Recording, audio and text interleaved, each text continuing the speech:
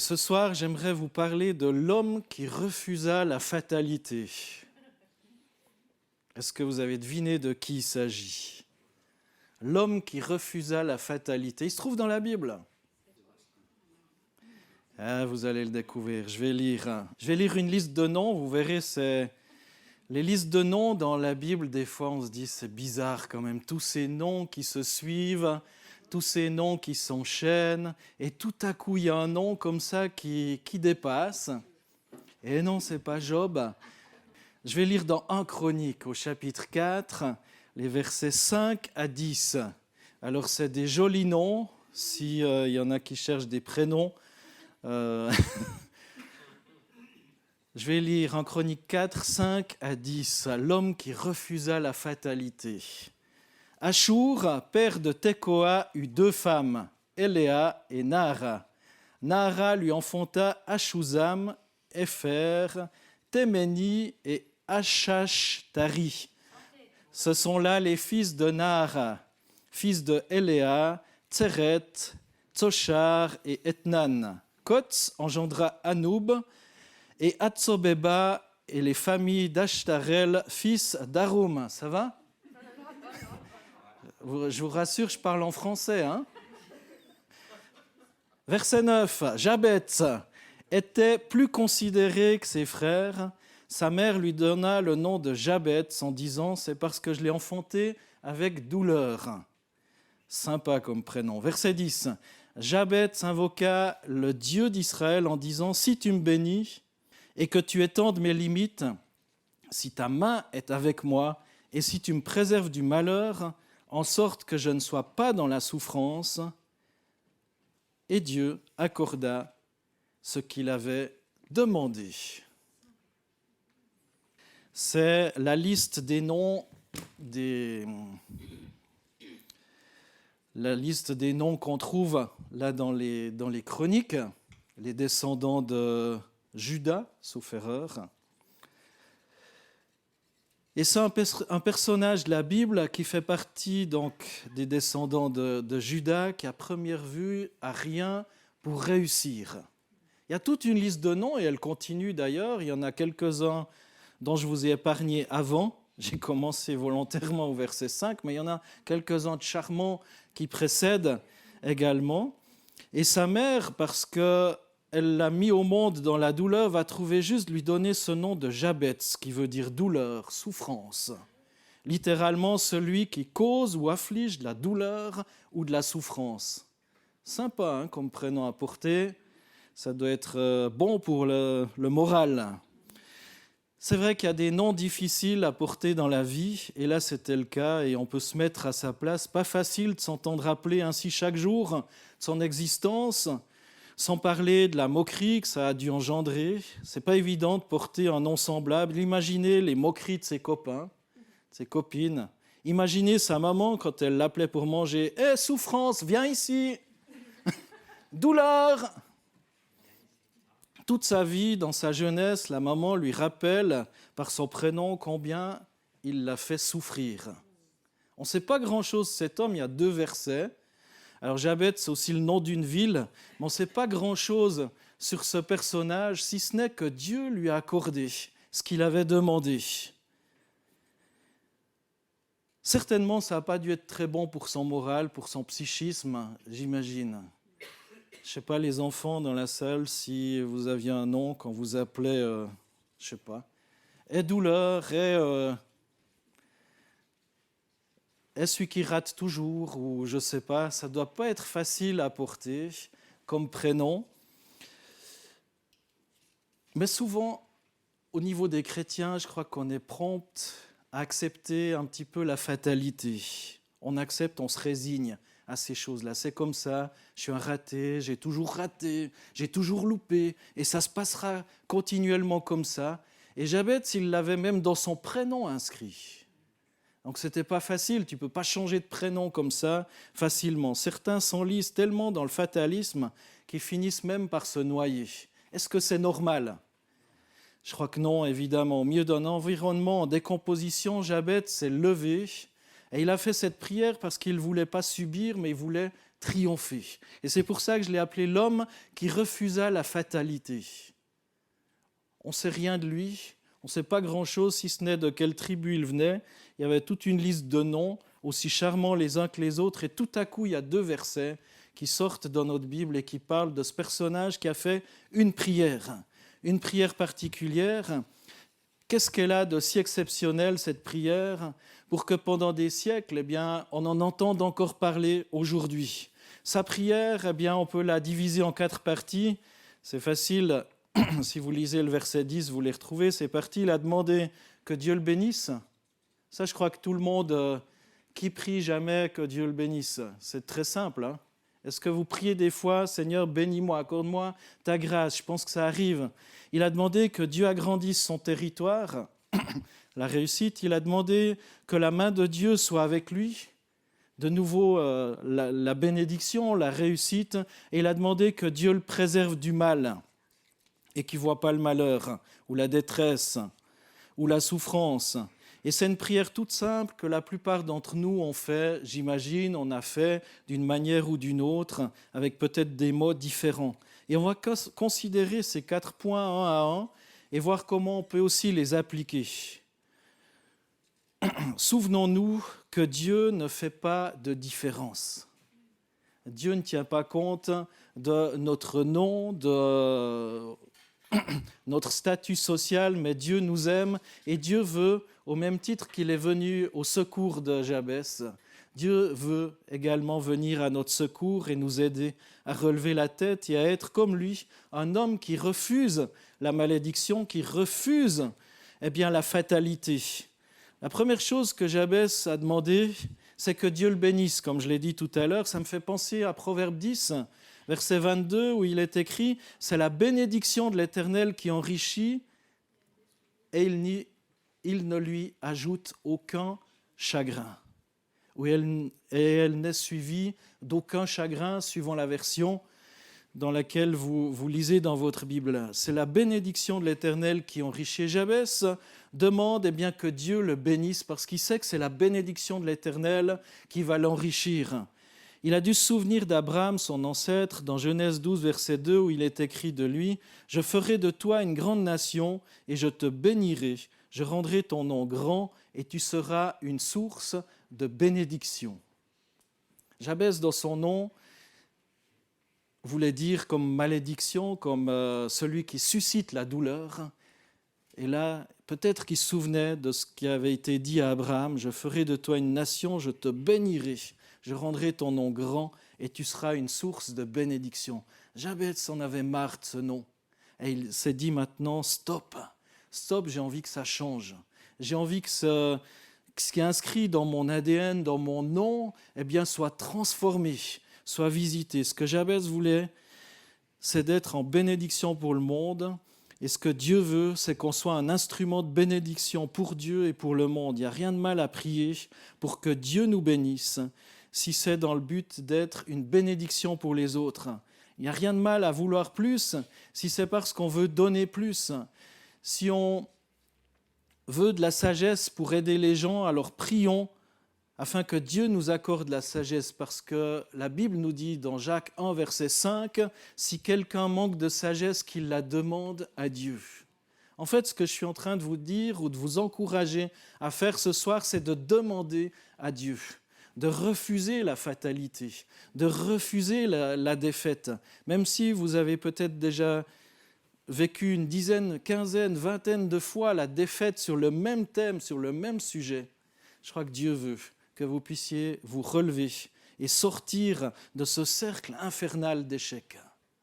Jabès s'est certainement souvenu aussi de son ancêtre Jacob qui a même lutté avec Dieu. Ça, c'est incroyable, vous pouvez lire dans Genèse 32.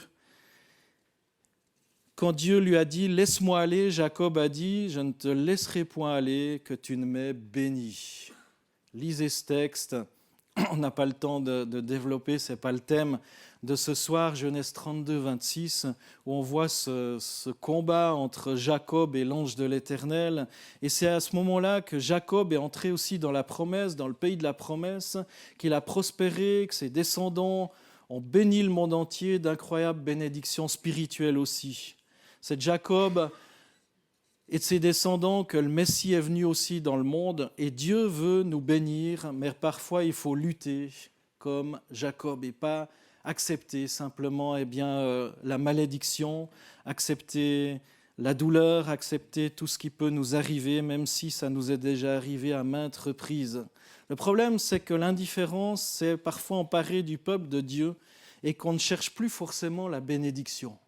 On se contente un petit peu des miettes, ça suffit pour bien vivre, on n'en veut pas beaucoup plus. On a tout ce qu'il faut matériellement, on a peut-être perdu la vision des bénédictions spirituelles. On a assez, mais la Bible en parle. La Bible nous dit dans Jean 7, verset 38, « Celui qui croit en moi, des fleuves d'eau vive couleront de son sein, comme dit l'Écriture. » En d'autres termes, à celui qui a soif, Jésus a promis des fleuves d'eau vive. Est-ce que vous êtes submergé de fleuves d'eau vive de bénédiction? Est-ce que vous êtes dans ce courant de la bénédiction? À celui qui a soif, ça veut dire celui qui n'a pas soif, que pouic. À celui qui a soif, celui qui croit en moi, des fleuves d'eau vive couleront de son sein, comme dit l'Écriture, des torrents de bénédiction. Est-ce que vous avez envie que Dieu se serve de votre vie pour son service? Est-ce que vous avez vraiment envie que Dieu investisse encore plus dans votre vie? Tant de gens ne regardent pas au-delà de leur propre personne, moi, rien que moi, tant que ça va plus ou moins bien. Et c'est pour ça que Jabès a demandé un peu plus. Il ne s'est pas contenté à cette bénédiction, que Dieu le bénisse. Non, il a demandé « Étends mes limites, agrandis mon territoire ». On ne sait pas quelles étaient ses limites. La Bible ne le dit pas forcément, mais en tout cas, ses limites, de par son nom, on en voit déjà une certaine sorte de limite. Dans 1 Chronique 29, 12, il est écrit « C'est de toi que viennent la richesse et la gloire. C'est toi qui domines sur tout. C'est dans ta main que sont la force et la puissance, et c'est ta main qui a le pouvoir d'agrandir et d'affermir toutes choses. » Des fois, on est peut-être limité. On se contente de notre camisole peut-être trop petite, qui nous empêche d'agrandir nos limites, qui nous empêche de voir un petit peu plus large. Étends mes limites, agrandis mon territoire. Et là, ce texte des Chroniques dit que c'est Dieu qui a la main, qui a le pouvoir d'agrandir et d'affermir toutes choses. L'ennemi essaye toujours de nous serrer de près, de nous limiter. Combien de fois Israël a dû combattre contre les Cananéens ou les Philistins parce que ceux-ci arrivaient toujours à grignoter un peu de terrain. Ils arrivaient toujours à venir leur piquer un peu de terrain. Et il fallait les repousser et reprendre ce qui faisait partie de l'héritage de Dieu, donné par Dieu à Israël. Est-ce que ce n'est pas là aussi le sens de la prière de Jabès? Reprendre ce que l'ennemi a volé, en d'autres termes. Je ne suis pas en train de parler de prospérité, de l'évangile de la prospérité ou de choses de ce genre. Mais je crois que trop souvent, on va dans le sens inverse. C'est l'évangile de la médiocrité ou de la pauvreté. Et je ne crois pas que c'est juste.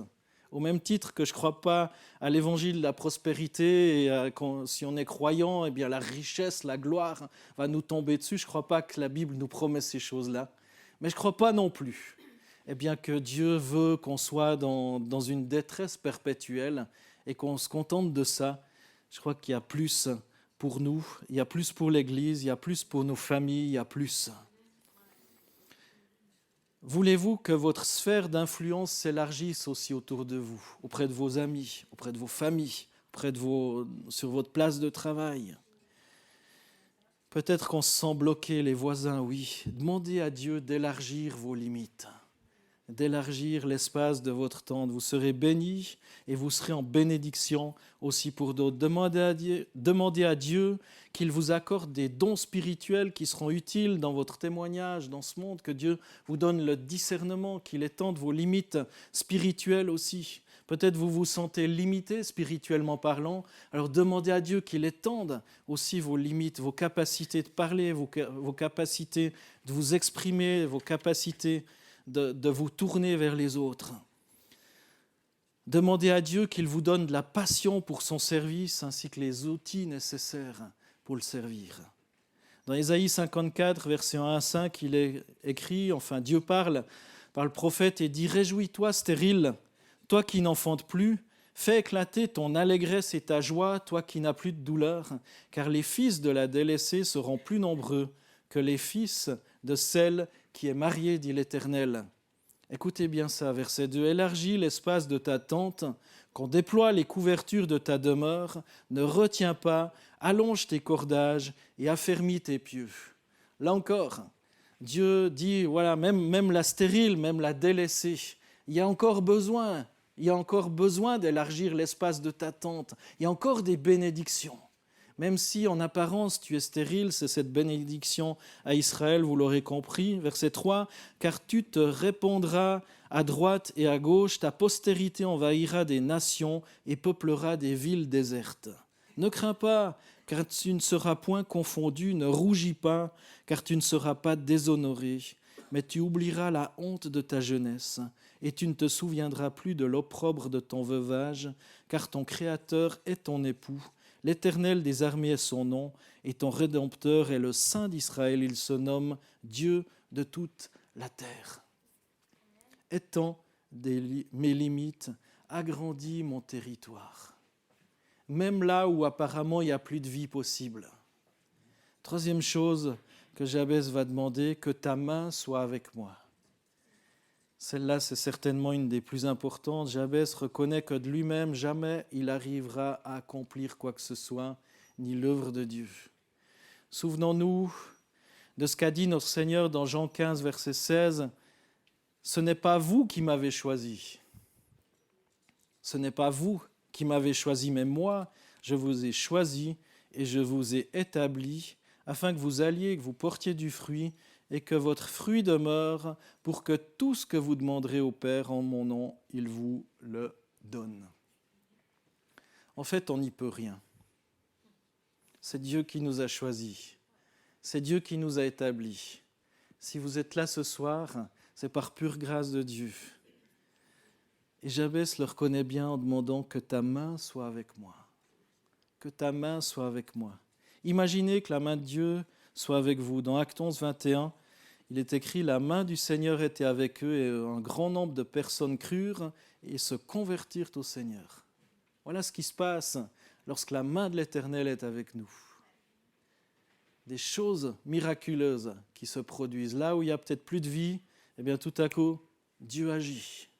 Dieu transforme, Dieu redonne l'espoir.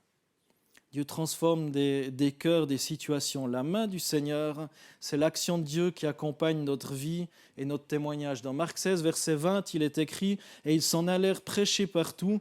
Le Seigneur travaillait avec eux et confirmait la parole par les miracles qui l'accompagnaient. » Voilà ce qui se passe lorsque la main de l'Éternel est avec nous.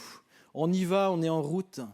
Et si on est dans le plan de Dieu, si c'est vraiment le Seigneur qui nous demande quelque chose, eh bien, Dieu confirme aussi sa parole par les miracles qui l'accompagnent. L'œuvre de Dieu nous dépasse. Il fait bien plus que ce qu'on peut penser, imaginer bien souvent. Et si quelque chose se fait, eh bien, on doit être capable de reconnaître que cette chose-là, eh bien, on ne peut pas la faire par soi-même, mais c'est la main de Dieu qui l'accomplit au travers nous. Pourquoi aussi? Parce que ce n'est pas nous qui avons choisi le Seigneur, mais c'est lui qui nous a choisis. C'est lui qui nous a établis afin qu'on aille et qu'on porte du fruit. Jabez a dit cette chose, « Si tu me bénis, que tu étendes mes limites, si ta main est avec moi, il va dire encore, « Préserve-moi du mal, en sorte que je ne sois pas dans la douleur. » Là, il en vient à son nom. Peut-être la chose qui a marqué le plus son identité. C'est inscrit dans son nom, celui qui fait souffrir, littéralement. Il y a ce jeu de mots dans son nom, douleur, cause de douleur. Il ne veut plus être la cause de douleur. On ne sait pas vraiment comment il a fait souffrir sa mère, mais je pense que l'accouchement a dû être terrible, ou j'en sais rien.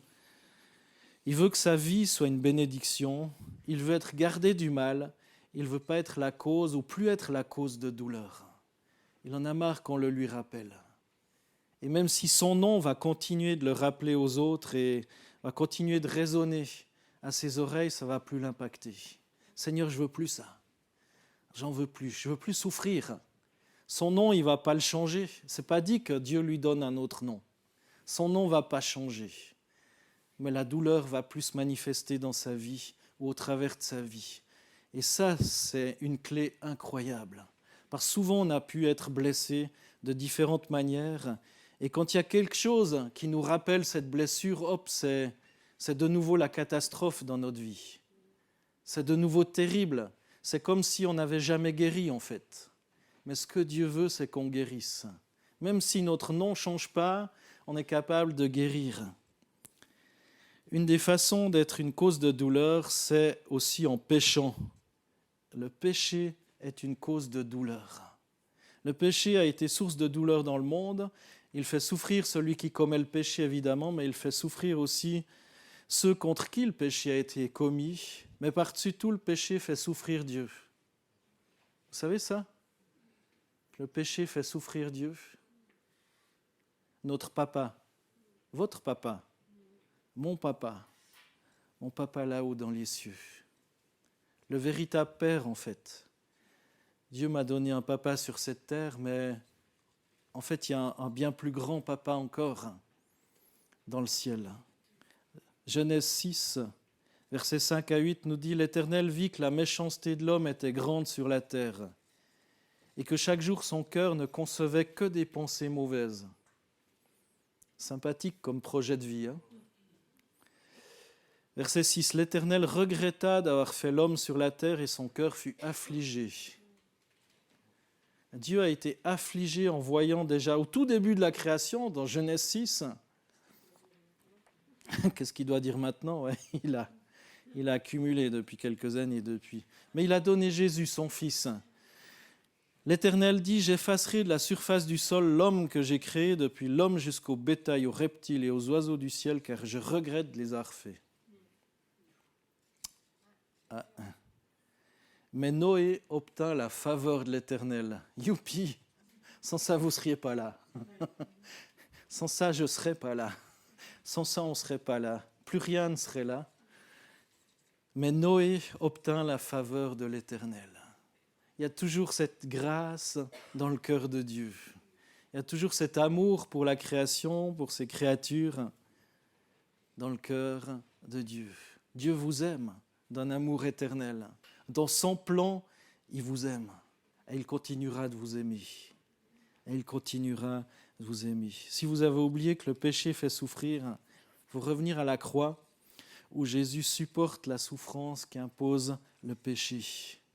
Les coups de fouet, la couronne d'épines, la crucifixion avec les brigands. Oui, le péché a fait souffrir notre Seigneur. Et c'est ce qu'on prendra juste après la Sainte Seine. Ce péché, eh bien, que Jésus a accepté d'endosser sur sa vie, que Jésus a pris. Alors pour conclure, Jabès a refusé le fatalisme. Et on voit que c'était un battant. On ne sait rien de sa vie. 2 versets. 2 versets au milieu d'une liste de noms assez terrible, assez incroyable. Il refuse le fardeau de la malédiction. Il dit non à la souffrance. Il dit non à la douleur. Il dit non à la fatalité. Il dit non à la médiocrité. Et il va changer les choses par la prière. Aujourd'hui encore, vous pouvez changer les choses par la prière. Aujourd'hui encore, vous pouvez dire non. Aujourd'hui encore, vous pouvez être acteur dans cette vie. Aujourd'hui encore, vous pouvez choisir de dire non à toutes ces choses qui vous empoisonnent la vie. Et oui, sa prière audacieuse à Jabès va transformer le mal en bien. Elle va changer sa vie qui pourtant semblait écrite d'avance. Je trouve horrible comme prénom qui lui a été donné à ce pauvre. Il va renverser la vapeur en priant, en croyant que Dieu va intervenir. Et Dieu nous invite à le prier comme Jabès. Il n'a rien fait d'incroyable. La prière a cette faculté de changer des situations et il n'y a aucune situation que Dieu ne puisse changer. Et il t'invite maintenant à le prier comme Jabès. Si aujourd'hui tu te sens dans le gouffre par rapport à quelque chose, si peut-être la maladie gagne sur toi, Si ta famille s'écroule autour de toi, si tes finances sont dans le rouge, si au travail c'est difficile, etc., etc., si. Refuse la fatalité. Refuse cette marque sur ta vie qui t'empoisonne, comme le nom de Jabez. Refuse ces choses-là. Parce que Dieu est grand. Pourquoi pas oser lui demander des choses à la mesure de sa personne? Tu peux le faire ce soir. Peut-être tu te dis, mais je l'ai déjà fait 1001 fois. Eh bien, fais-le pour la 1002e fois. Parce que ça vaut la peine, comme Jabez.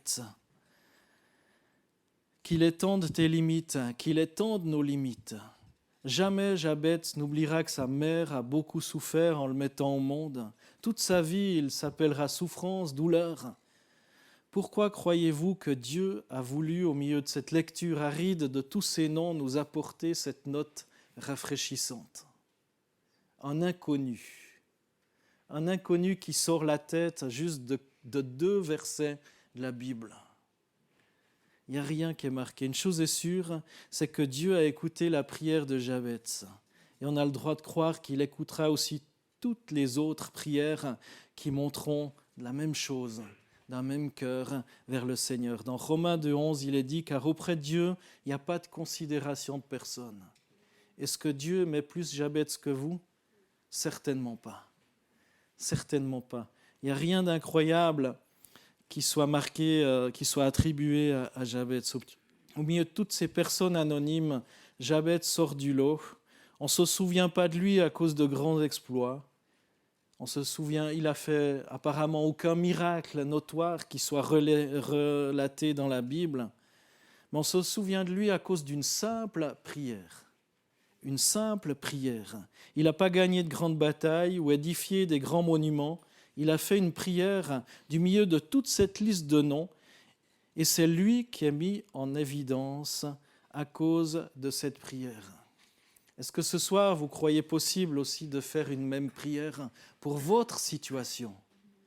Je ne connais pas la situation de tout le monde. Pour votre préoccupation. Ou est-ce que vous voulez tomber dans le fatalisme en disant c'est comme ça? C'est comme ça où je suis suffisamment bien. J'arrive à survivre, à faire de la survie. Et je crois qu'il y a plus. Il y a plus pour votre vie. Moi, ce qui me passionne dans ce texte, Jabez invoqua le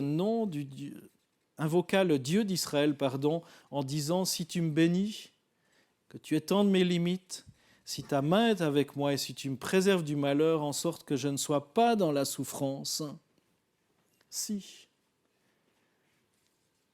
Et dans ma Bible, il y a 3 petits points de suspension. Et c'est dit, et Dieu accorda ce qu'il avait demandé. Est-ce que Dieu veut aussi accorder ce que vous lui demandez? Moi, je crois. J'en suis persuadé. J'en suis persuadé que c'est pour vous aussi. Alors, je vous invite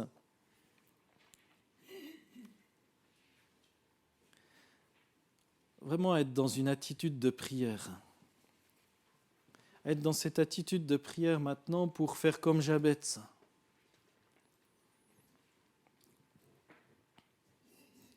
C'était tout simple sa prière. Il n'y a rien d'extraordinaire. Rien d'extraordinaire. Mais il a refusé le fatalisme. Il a refusé la malédiction. Il a refusé d'être en malédiction pour d'autres. Et ce soir, tu peux t'approprier cette prière de Jabez. Tu peux faire tienne cette prière. Alors courbe la tête et dans le secret de ton cœur, demande à Dieu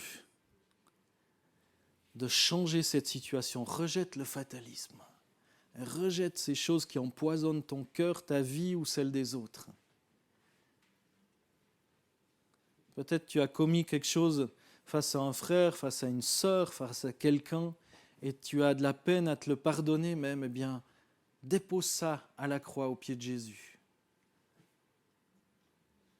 Et tu verras, les circonstances peuvent changer. Oh Jésus. Faites cette prière dans le secret de vos cœurs, mes frères et sœurs. Ne vous contentez pas des miettes. Même si c'est déjà pas mal, on pourrait dire, mais Dieu veut plus.